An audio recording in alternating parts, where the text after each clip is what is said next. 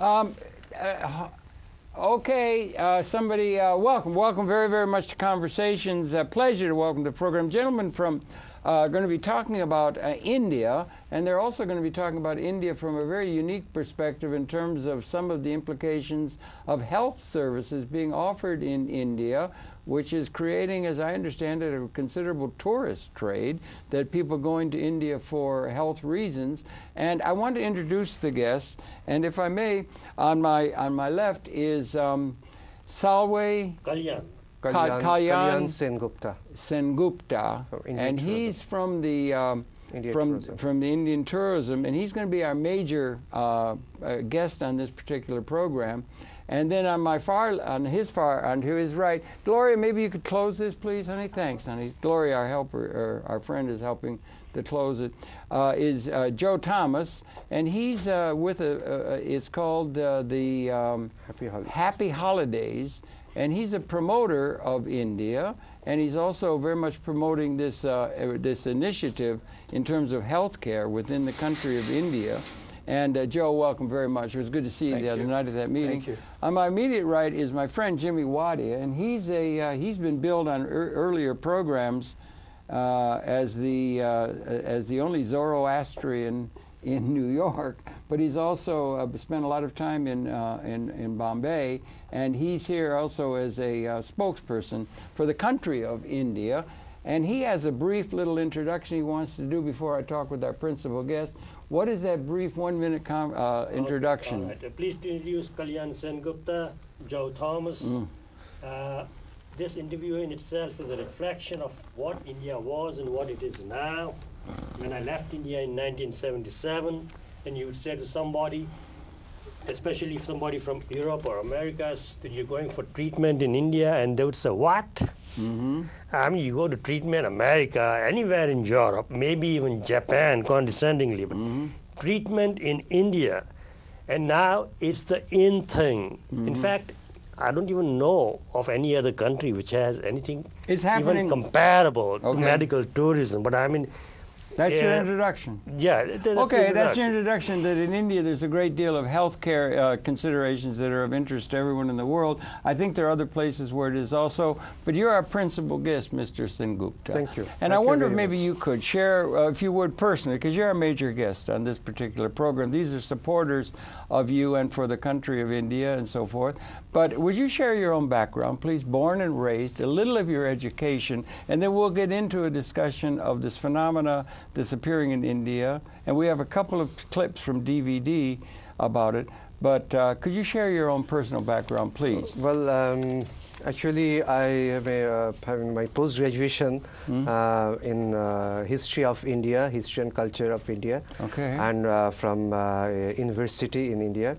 And I joined the Ministry of Tourism in 1984. It's more than 20 years back, and rather 24 years. So I'm rather working right after my post-graduation from the Ministry of Tourism, and I joined as an information officer. Then I got my promotion as an assistant director, and then also now I'm posted in various field offices in India and abroad. I was in Canada before, and then prior to coming to New York, I was in Delhi, and in various parts of India I have worked in the Ministry of Tourism. So I have seen, as a matter of fact, most of the parts of India except very few areas, but most of the parts I have personally seen, and how India is an amazing country. From the civilization of India is more than 5,000 years old. I know. And this has got so much of variety to offer in terms of tourism products, and there is nothing we cannot offer. And it says that if you have seen the whole of world, except India, you have seen just half of it. But if you see the Indian subcontinent, you will be able to see the whole of world. That is the perception. That's pretty good. I know some people who feel like that about Kansas, but I don't want to go into that. But that's very interesting, and it is 5,000 years, you say. Yes. India, it's got the Vedic tradition, yes, and the Indo-European, yes, and the Sanskrit language that goes back. Yes. And there were Dravidian people. Yes. And the 5,000 year that you cite goes back to pre-Indo-European? No, it goes back before Vedic civilization. In fact, the Mohenjo-daro and Harappa civilization, the major parts, of course, now it has gone to Pakistan, but this civilization was started, it calls Indus civilization. It started in Indian subcontinent only. Then nobody knows how it got ruined, and then about 2,000 to 2,500 years back, the Vedic civilization was started. Yeah, the Chinese say their civilization goes back 5,000 years. Well, Chinese civilization is also very old, yes, and as old as Indian civilization. But what I like to emphasize, you see, there is a very famous poet who is the first Nobel laureate from the Indian subcontinent, is Rabindranath Tagore. Yes, you are right, sir. Rabindranath Tagore. He said a very interesting statement, like Indian subcontinent, or rather India, is like a country where all the races, all the religions, from the years together, they have come to attack. They came as a plunderer, but ultimately they came and settled down in India and got assimilated with the Indian civilization and culture. And he has made such a beautiful poetry on that, that all the culture, civilization got assimilated in Indian. That is the beauty of Indian culture and civilization. It's very diverse. And it is so friendly to everybody that first we also say on the tourism is Otithi Devo Bhava. What does that mean? Otithi, I'll explain. This is in Sanskrit. Otithi Devo Bhava. And we are also promoting this. The tourists are like guests, and this is our tradition. When the tourists go to India, we welcome them as a guest. But when we send them back, when they go back, they are our friends. They are like, and it is a self-fulfillment and self-realization after you visit India. That is the beauty of India, and that is the tourism of India, which we are promoting. It's a very good, it is. It really is, and it's an incredibly diverse culture and so forth. You got that, and then Rudyard Kipling. Yes, you said famously, "The East is East, and West is West, and never the twain shall meet." If we think in terms of the Eastern world, and then we think in terms of the Western world, it seems that the Western world is European and so forth, and monotheistic, Judaism, Christianity, Islam, Alexandria, and Europe, and so forth. But when you get to the East, it's really India, with the Vedic traditions and with a whole different philosophy. I think that they believe the material world emerges from consciousness. The West tends to see consciousness emerging from the material evolution of things. There's a difference. East is East and West is West. But the heart of the East is India, it seems to me. Well, actually, you have rightly said that in India we see the culture and the tradition, the value of life more than the materialism. And when we talk about various religions, and in India, all the religions are in existence. Like the western coast near the Cochin, where the Christianity came, and even the Islam also landed in India, came long time back. Goa. Yeah, no, not only Goa. The Islam came, of course, came from the northeast province, northeast frontier states, from the Persian Gulf and the Gulf countries. The Muslims, they came, but it also took its own way, and it was spread in India all over for a very long time. Even the Christianity, you may not know, there is a very big Zoroastrian communities are also there. Which kind? Zoroastrians. Zoroastrian, yeah, in Bombay particularly, I think, yeah. And huge Persian That's a very old culture. Yes, huge Persian communities there. Yeah.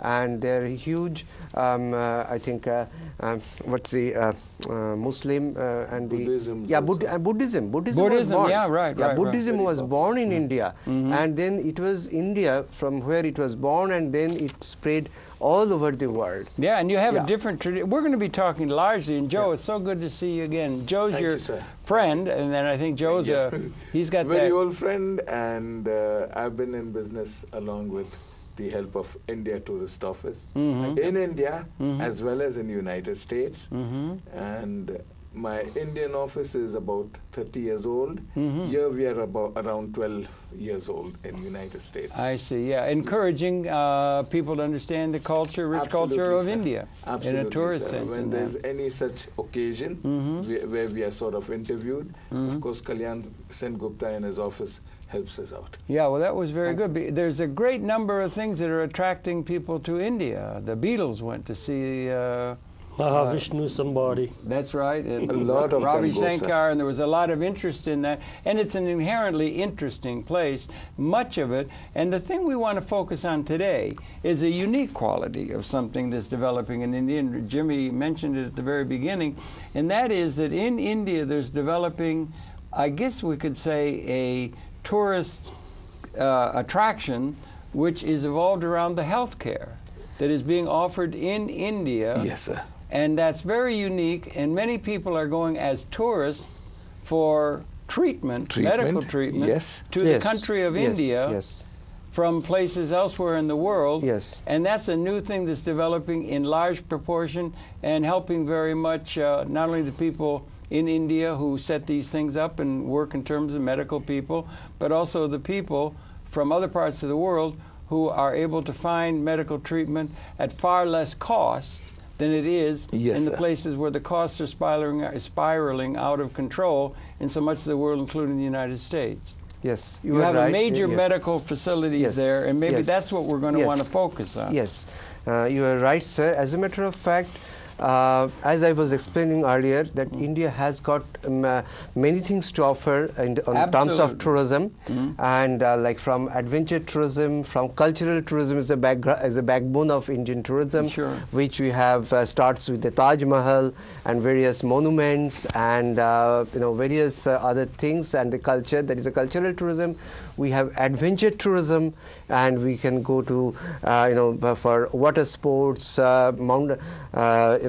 snorkeling, then camel safari, then elephant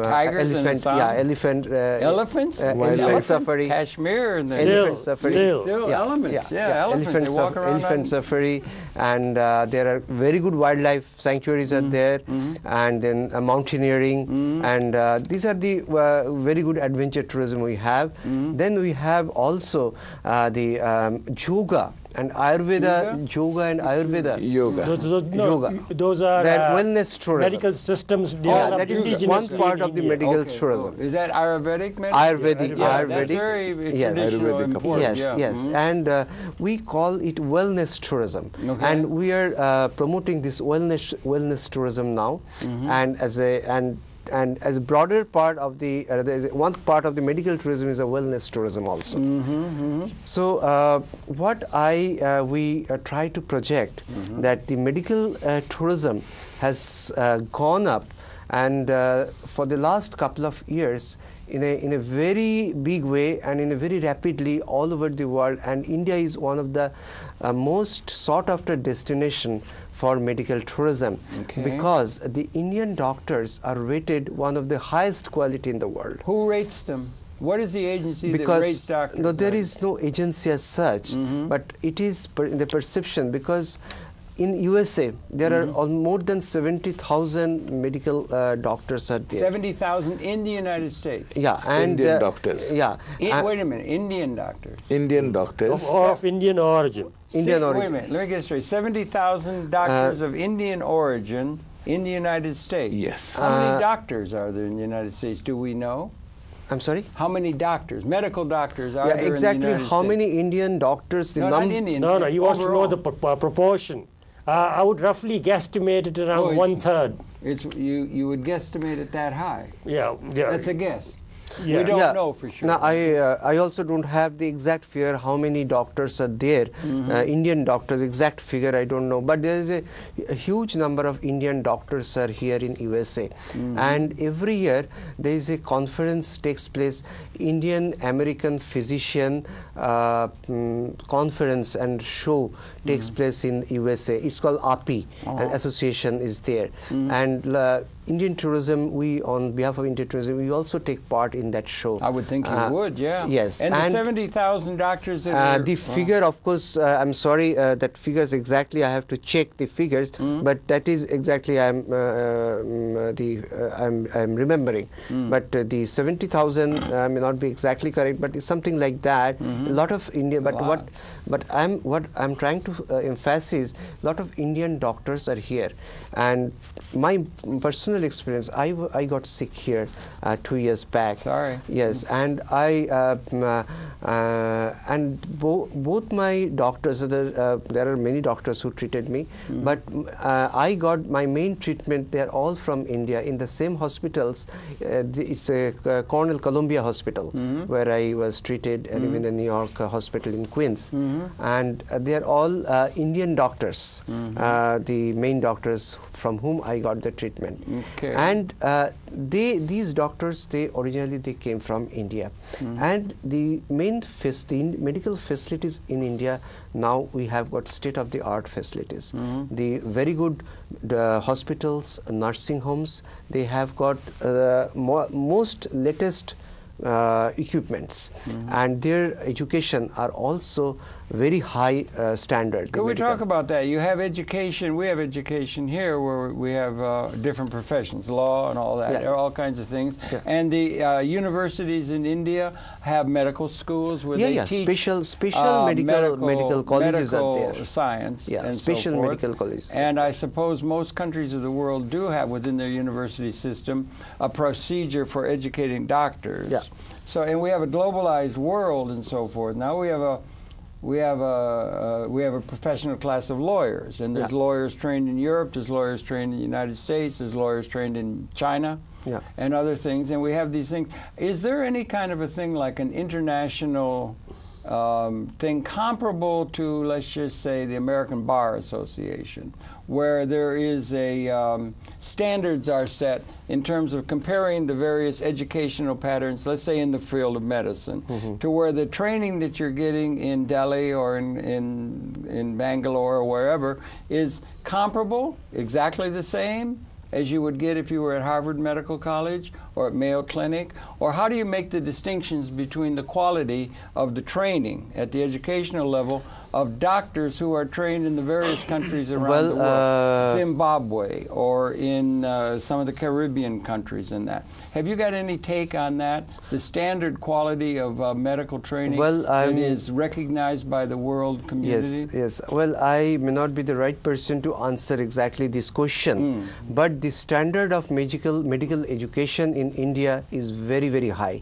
Who sets that? Who sets the bar? Who is the rating agency that takes care of that? Know. How do we know that other than the tourist bureau? Okay, I'll give you an example. Okay, give me that. You understand what I'm getting at? You're talking about the quality of the education. No, during the 80s or somewhere, AMA, the American Medical Association, very abruptly denied Indian education, and they said that they would have to take all kinds of decertification back over here, and that came as a big blow, and that was primarily seen as trying to protect American educated doctors. Well, that might be defending a national thing. National thing, and then and at that time there was apparently an oversupply of doctors.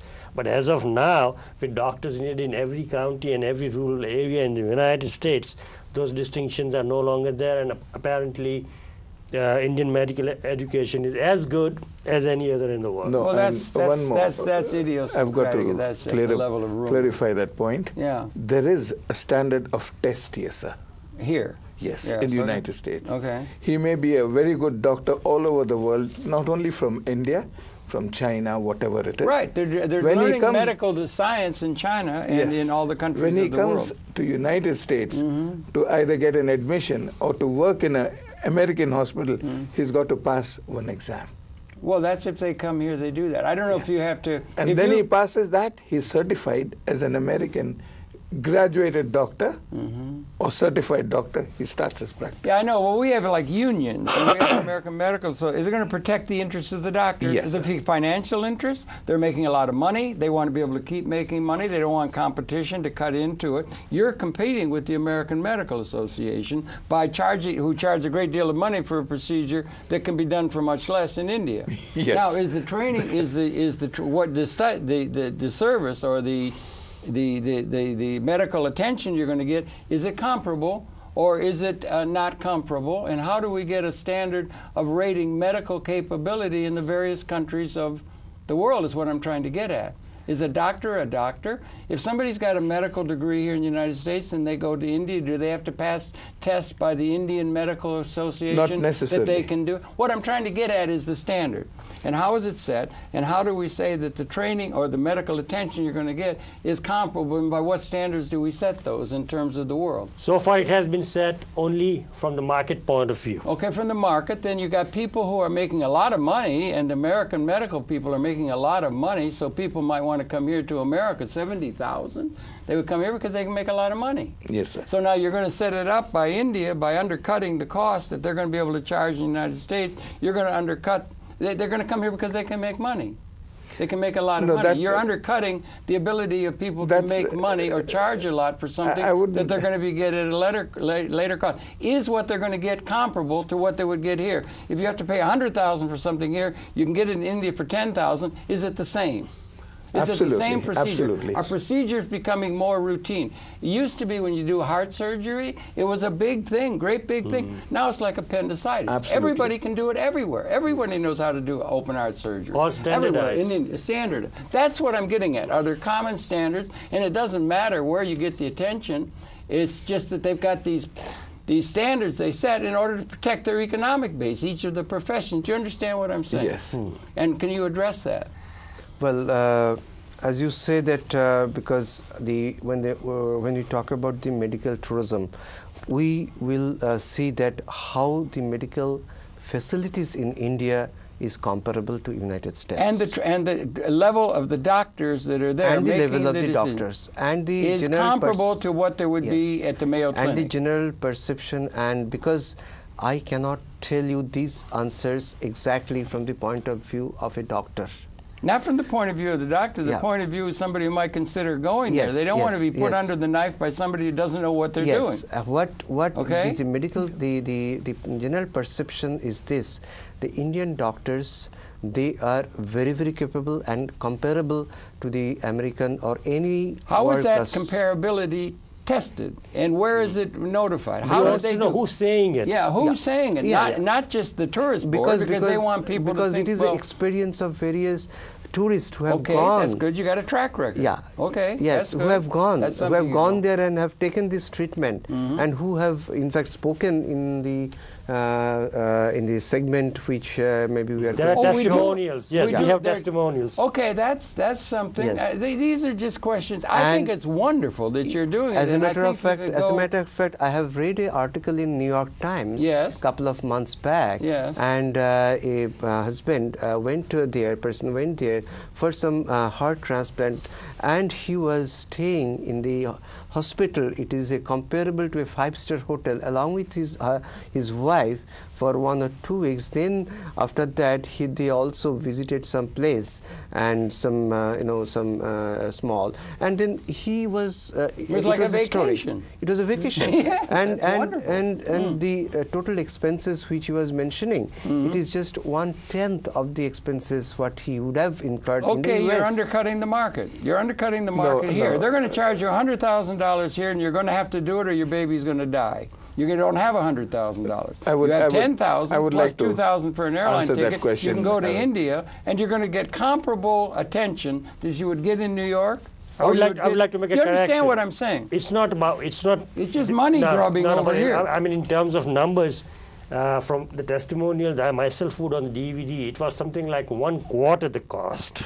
Okay, that's the cost comparison. Yeah, it's the cost comparison. So what am I trying to say? That anyone can take that facility, and what we try to promote also, and promote means also we tell that the medical treatment can be combined with the rejuvenation of the body. Also, you could use some Ayurvedic things too. Yeah, Ayurvedic. That's a tradition that's very rich and very well. So they can take some medical treatment and in the hospital for a week or so, and do some yoga and Ayurveda, which is very good in India. Yeah, absolutely. And both of these can be combined. You have to understand, I'm all for you, and I think it's great. If you can undercut what's going on by the money grubbers who are taking so much money and letting children die because they want to charge $100,000 for something, and they make big differentiation between state to state, how much they're going to charge in profit for the person doing it.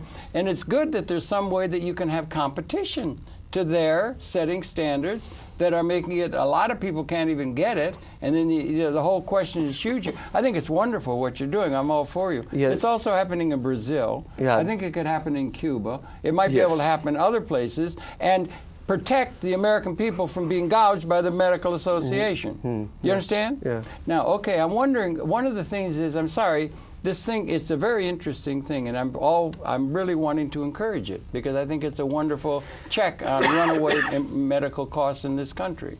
But you have a DVD or a video footage or something that you brought in that might help set it up. You can. That's what we want to do. Yes, though this DVD is a couple of years old, but it says how the medical facilities, and now after a few years facilities have increased quite a lot, but it has been some idea maybe you can get that what kind of medical facilities How long, will be. about 5 minutes or so? Or? No, it's a less than that. Maybe less than that. Okay, Willie, maybe we could set that up in the booth, right? We could set up and run that first DVD or video that will help explain what it is we're talking about. I'm sorry, I didn't mean to go down into other, but it's very curious, and I'm all in favor of what's developing, and would like to let everybody know that this is something that's available in terms of the way the society of the world's organized now.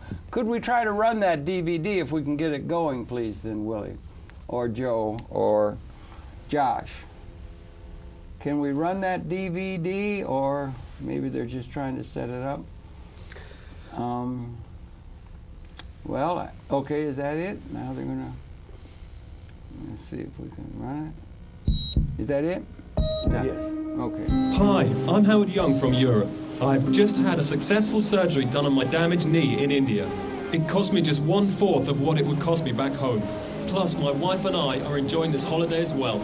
The Indian doctors and the medical and surgical services are of a rare and high quality.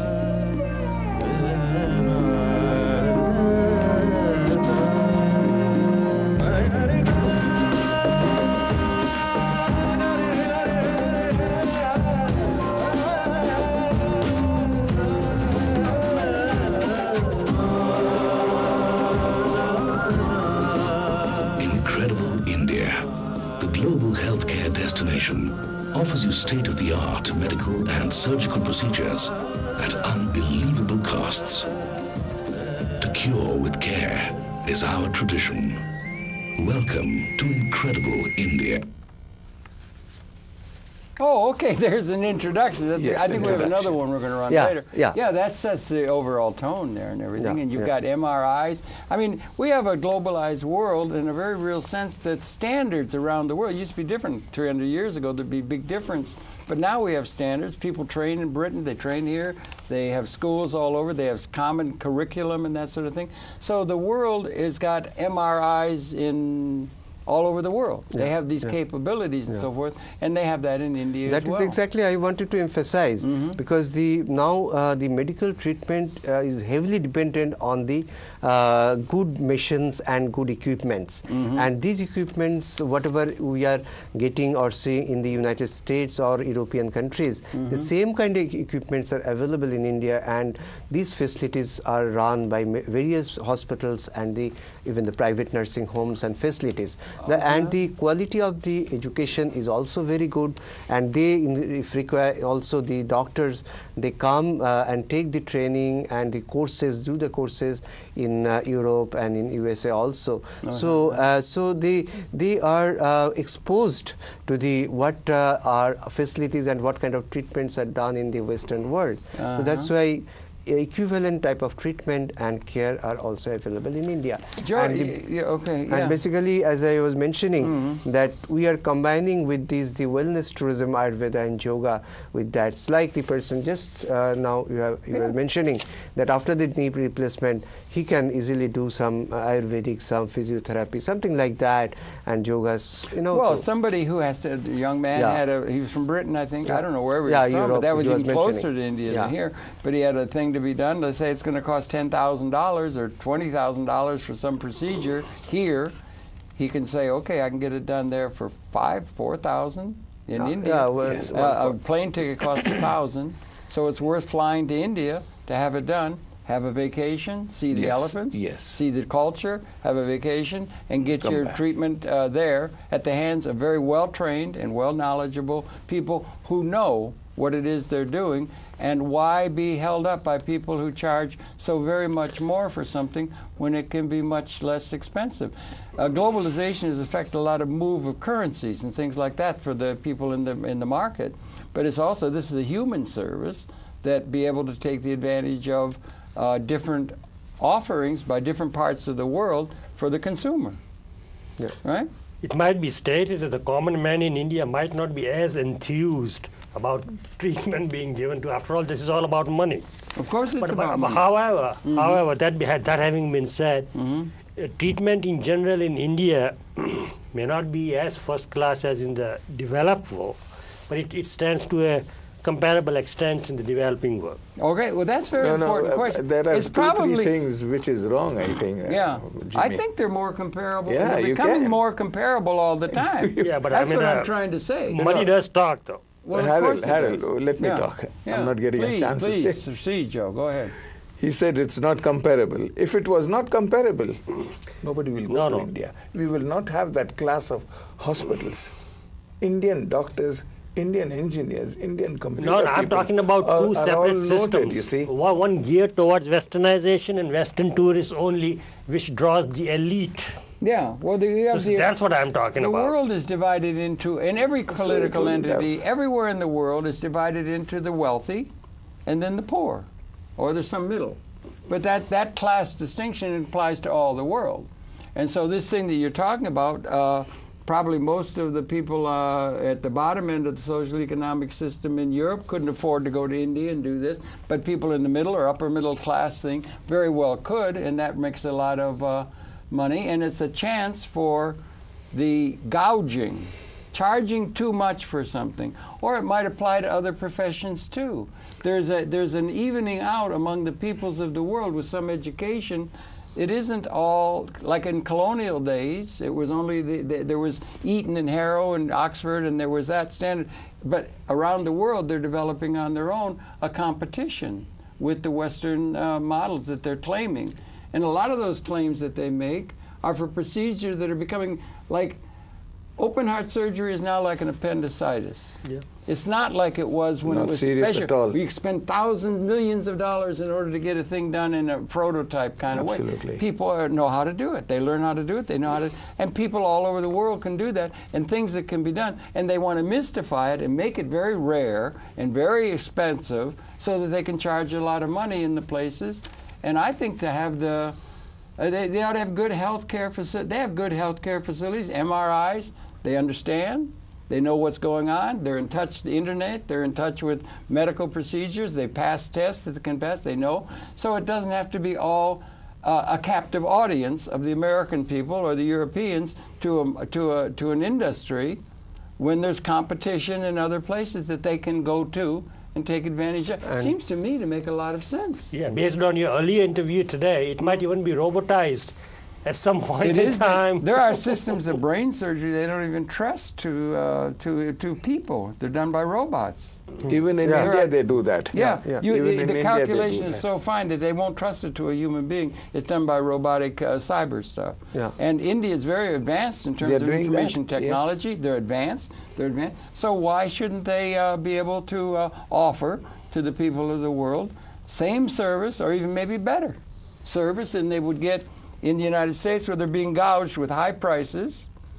In fact, you understand? It's like competition. In fact, I have got some information why the medical tourism is getting more and more popular in USA. Okay. Because of the economy, the health insurance and of the reimbursement are getting lower and lower, and maybe you will be able to tell me much better than me.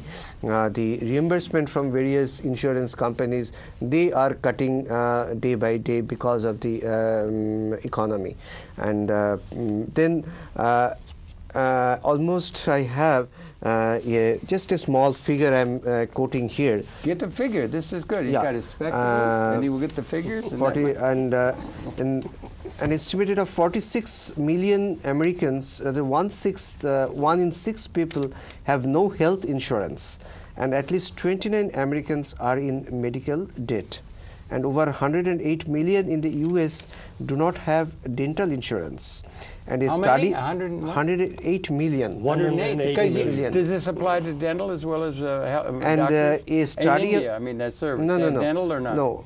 A study by Harvard University reveals that half of the annual bankruptcy filings in US are medical expenses related. Yes. Okay, that's a reality for a lot of people US in the middle class. paid health insurance premiums have soared 59% since 2000.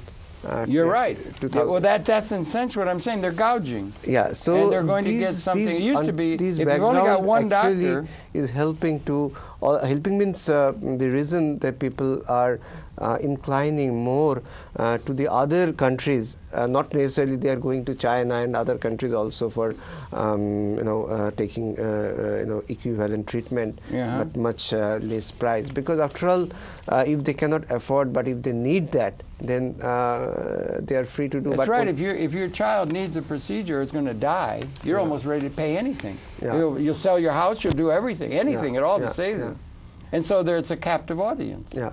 By the medical profession, and the medical profession people are trying to get more and more money by keeping the supply limited, and you're cutting into that, and I think it's wonderful. But there's a subtext behind all the numbers. I talked to a couple of people, and one person point blank asked me, now why would anyone even want to do that? I said, look, you got Medicaid, you have Medicare, or you're employed and you just get a plastic card. Of course, you would not want to do it. So 46 million is a lot of people. So 46 million is a lot of people, but let's assume the economy improves. People no longer work temporary jobs. They do not have access to medical insurance. And if the economy really improves and people are employed on a permanent basis and they have medical insurance, the numbers might decline. And it may not be to the detriment of American doctors or the American Medical Association after all. So that's something to be considered. I don't quite understand what you're saying. No, I'm saying even I haven't understood. No, but right now the market is limited. Those people who have money or who are not employed, who are not on Medicaid and who are not on Medicare. So the market is limited in a sense. Well, because the people with plastic cards, they don't care how much the doctors are going to gouge them. They are not gouging them. They are paying a fixed amount per month. So the market is limited to that 46 million or 108 million people without insurance, dental insurance. And of those, only those that are working and capable of having even the small amounts of dollars required, 25,000 or 10,000, whereby if they would come into any kind of unfortunate situation, they would go down and do it. So the market is not too huge. in terms of numbers. Well, it might be, okay. Well, okay, it's a thing. What about the possibility of, I know they're doing this also, tourism in Brazil, doctors. And they're having facilities where you can go to Brazil. And Brazil's an interesting place. You can go to get an operation and get it done at one fraction of the cost here in the United States. Then you could go out and dance the samba at Carnival. You know, there's tourist attractions in Brazil. Or why couldn't they do it in a country like Cuba? Cuba, right across the way. It's 1 hour from Miami. They don't have to fly all the way over to the other side of the world in India. Can I answer that question? Yes, please, if you could. Or Mexico, or Guatemala, or some country where they have also intelligence, international intelligence. You will be able to answer, Harold. Who's good? Cuba, Guatemala, Puerto Rico, Malaysia, Singapore, Brazil. They are taking all the intelligence from United States. India is not taking it. What do you mean? What do you mean, the intelligence from the United States? They come, study here, go back and do it. India's done that too, have they not? No, they study in Britain. 70,000 doctors who are here. Well, they came here because they could make money. That's a secondary point. Oh, I don't know if it is. That's a secondary point. Yeah. But doctors in India and the economy and the development in India is so good that he's trying to say it's all homegrown. You're making the point. You're making the point that India is really good, absolutely, and America's really good, absolutely, but Brazil isn't, and the other countries aren't. It's like a colonial attitude toward the world. You're going to say we're really good, and we're civilized, and they're barbarians, and that's the way the colonial world is dealt with the world. You know what I'm saying? But they've got good doctors in Brazil, and the training is there, and they got good doctors in Cuba, and they could have, and they could do it for $30 in an airplane across to Havana. They could do it and compete. It's all about perceptions and marketing. That's what it boils down to. Well, I know, but what I'm saying is the competition. They could have it in Mexico. They could have it right across the border from LA. You could drive down. You wouldn't have to fly to India. If allowed, may I add something? Yes, and we got to get the second DVD in. Okay. Right? Well, actually, But I'm all for you. Anything that's going to attack the gouging of the American people by the medical profession. Well, I am not questioning any country's intelligence of the doctors or the professionals. In all countries, people are extremely intelligent. Right. Extremely intelligent, and if you send to any Western country, they can definitely pick up the course and they can definitely understand, and they will, they will become an extraordinary equivalent doctor of any comparable of the US. And they could have spenders. Yes, that doesn't matter. Cuba, they come from a country. Beautiful vacation. Doesn't matter. They come from which country. They're doing a huge one in Costa Rica. That is also a huge 6-star hotel health thing like that. That is also in Costa Rica. That is also true for India. And when Indian medical facilities were not that good, because I know at the childhood, the doctors, I was getting the treatment, he was FRCP, MRCP. What does that mean?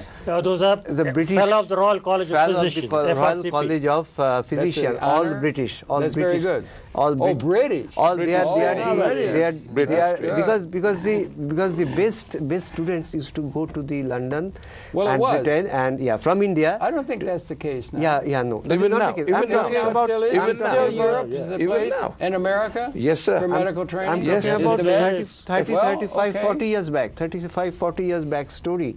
So in best Indian doctors, after doing their graduation, they used to go to London to do the post-graduation, FRCP, MRCP, and then they go back to India, quite a few of them, and they practice. And they were considered to be the best doctors in India.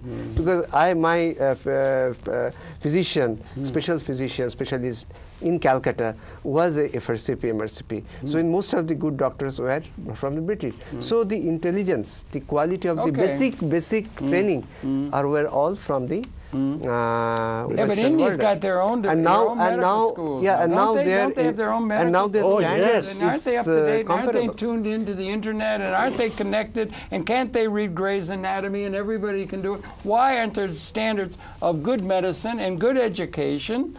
Everywhere in the world is beginning to develop. You got to teach your pull out to get into one of those Indian medical schools. These days, you're going to do what? Pull your teeth out to get into one of those Indian medical schools. Why? Why don't they make more medical schools if they need it? Why don't they make more medical schools? Are they protecting it's class? They're going to protect their own interests. They want to make money. They're Slumdog Millionaire. You got a lot of people who are starving. A lot of people are hungry. You got to protect the people who can make a lot of money and gouge the poor. That's the way it is all over the world. So I'm all in favor of, even though it's middle class, upper middle class you're referring to, that are being gouged by the medical profession, anything that can bring some competition so that the well and powerful or well-placed are not gouging the poor and the dependent in the world is something I favor, and it seems to me you're moving in that direction. It could go a lot further in terms of bringing social justice and a system that really works for everyone. I mean, it's bringing social justice to people in the United States. Yeah, maybe not in India. Thank you very much. Listen, one of the problems in the universe is we don't have enough time. We've only got 13.8 billion years that we've been here. We don't have, that's a joke. That's the beginning of the Big Bang. But anyway, we have another DVD. Yes. And we have to get it into this program. Because I just wanted to show that DVD, that how India and what tourism, in terms of tourism, how what kind of things we are offering. And this India is an award-winning destination. This is what? As a tourist Award-winning. Award-winning. Award-winning. Yes, award. There's various international awards. There must be some sort of medical bodies. Some of the best hotels. Was that recognized by the Indian Chamber of Commerce? No. This some of the best hotels are in India, which are given. The awards are given by the international bodies in Europe, in Southeast Asia. International borders are bound. Institutions are good to get some comparisons between these, other than PR campaigns. Like in the U.S., the Condé Nast, the Travel and Leisure, they have awarded the best city as Udaipur is the best city of the tourist city in the world. Which Udaipur. Where? Udaipur. Udaipur in the state of Rajasthan with all its palaces. Really? Yeah. Yes. I mean, and land of palace. Some of the best hotels, world best hotels, those are all rated by these kind of magazines, are in India. And you're involved with that because you encourage. No, I'm letting him talk. Well this way. I'm not telling that yes, these awards are given by India to the Indians. No, these awards were given by the international bodies international to India. In terms of now, one of the problems, gentlemen, we don't have enough time. We got another DVD we have to get in. We've only got 10 minutes. Now, can we set up the other DVD that they brought in about the health care system? No, it is not the healthcare. It is a general tourism. Agenda tourism about in India. And if we could set that up and run it, we're talking with Sengupta. And let's see if we can't run that second DVD. If we can, I hope that they can get it going. It's a very interesting subject. It makes me think. This is the one. Okay, here we go. How long is this? 2 minutes. 2 minutes. Okay, we're okay. We're 46 minutes in to 58. We have 12 minutes to go. This gentleman, from US.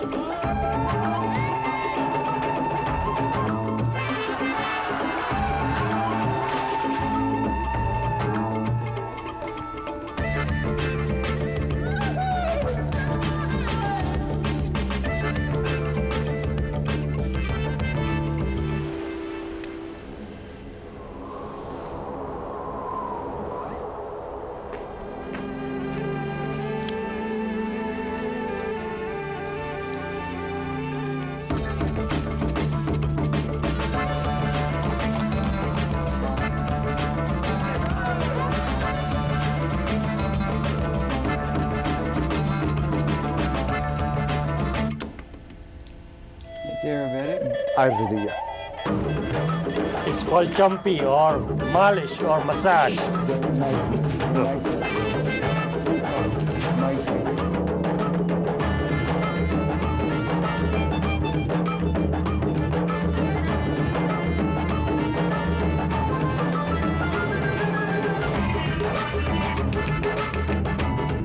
Both acha.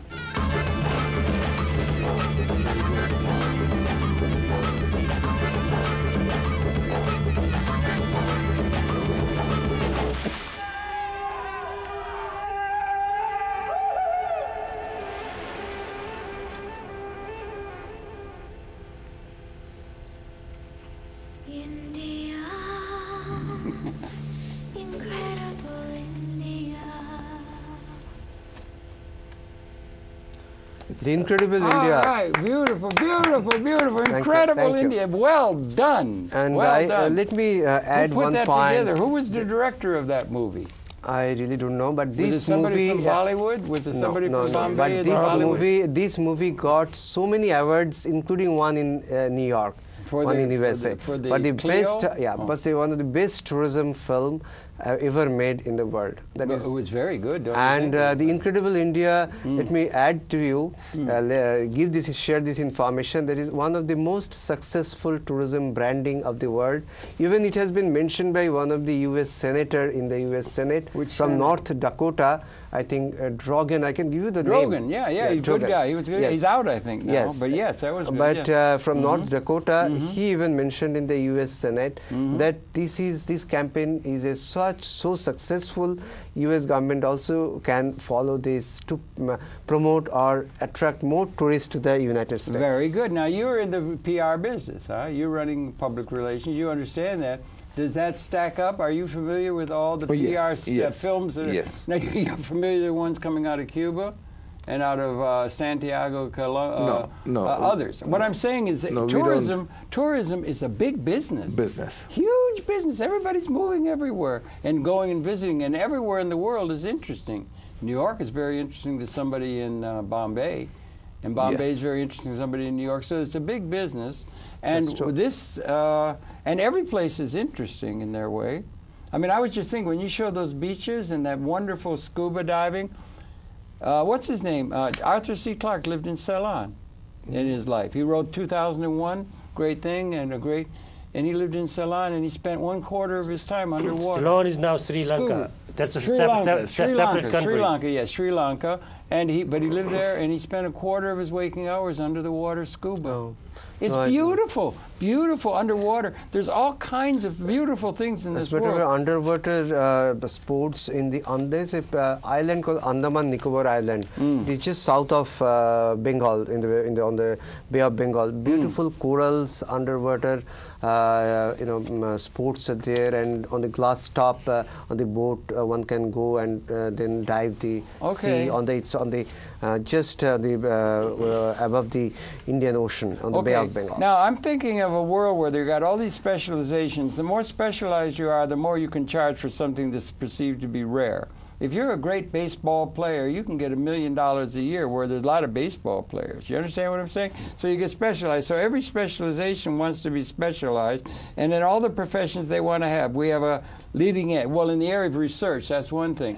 But like in everything else, and even in the legal field, you got different things in that, but it comes down to a routine.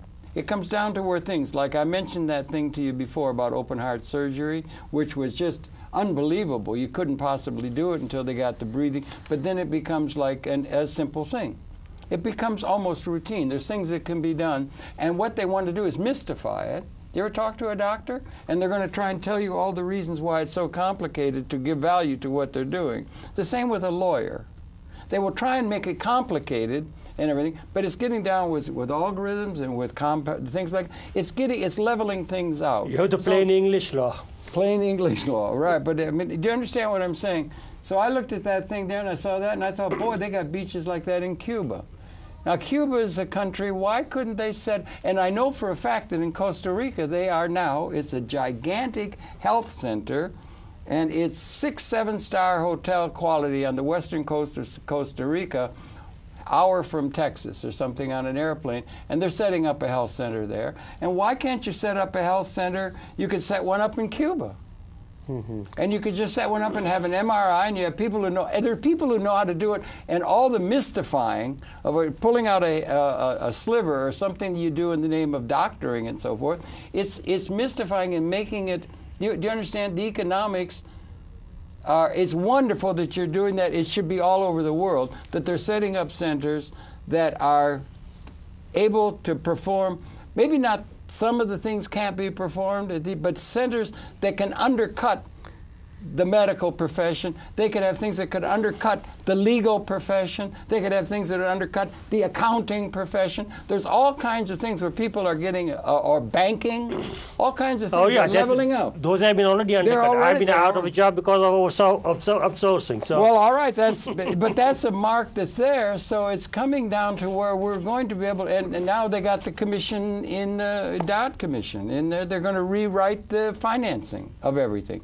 Everything is changing, and so by having competition and having the ability to have competition for things that serve people well, like the plain vanilla things that are done can be done, rather than allowing it to be mystified. Well, it's 400,000% because markup because we're really great or something.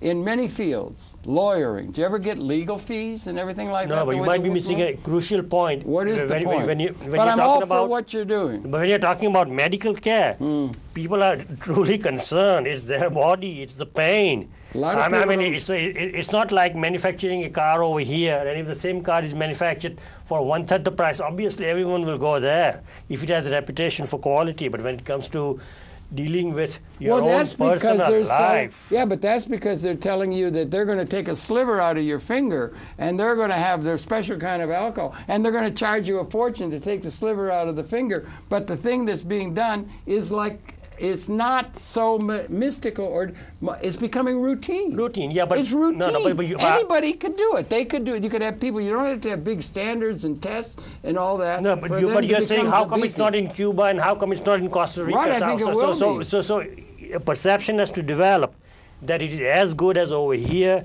and that there would be no problems. Well, why okay, yeah, okay, that's good. Okay, I'm just saying standards across the board, because you got a class-based society, you got people who have standards in that and everything in the medical profession, but it applies. I know a lot of people are more worried about their patrimony than they are about their appendix or something. The health is there, but they'll mystify it in order to make more money. It's in order to make more money. And what they should do, or they would do that in star. They want to be a star. They want to be a star singer. Can I say something? Yeah, I'm just saying. Anyway, congratulations enormously on what you're doing and to help bring services at a good rate and a tourist kind of attraction to come to India. We've only got a couple minutes left. Joe wants to make a statement. Yeah, he got something to say. Our motive is to promote tourism. Yeah, right. You're tourism. Yeah, promote tourism. Yeah. So we have got nothing to do with the undercutting or anything. That's a point I wanted to say. We want to undercutting promote tourism. Is the wrong word. And for us, there is nothing like low-rated undercutting. So we are undercut. You're charging less. Well, that is not because our of the standard of living. Whereas the United States, for a cup of coffee, 125 yeah, but that's cents. a feature of the tourist package. Same it's thing. not the fact that you can get something for $1,000 rather than $10,000 is a good feature to be in a tourist PR campaign. It's a big thing. It's not, and that's what it's doing. No, but undercutting is a loaded word. That's what they're trying to say. Well, what's the word for it?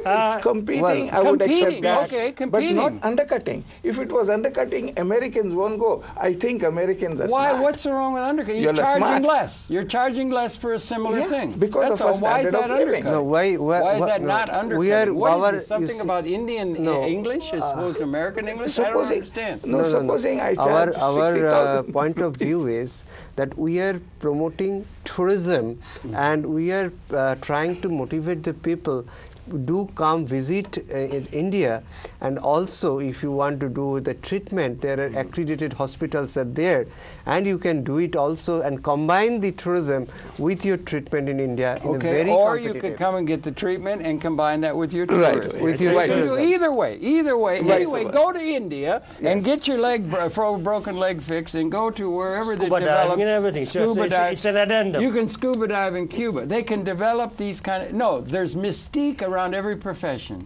and the lawyers are going to be undercut, and the accountants are going to be undercut. I'm sorry, undercut. That is, there's going to be and the bankers are. Why are people? They have to get their yachts, and they have to charge outlandish amounts of money for something in order to keep it rare, in order to get a lot of money. Exclusive. And that's something that is going to have to be got over, but we have to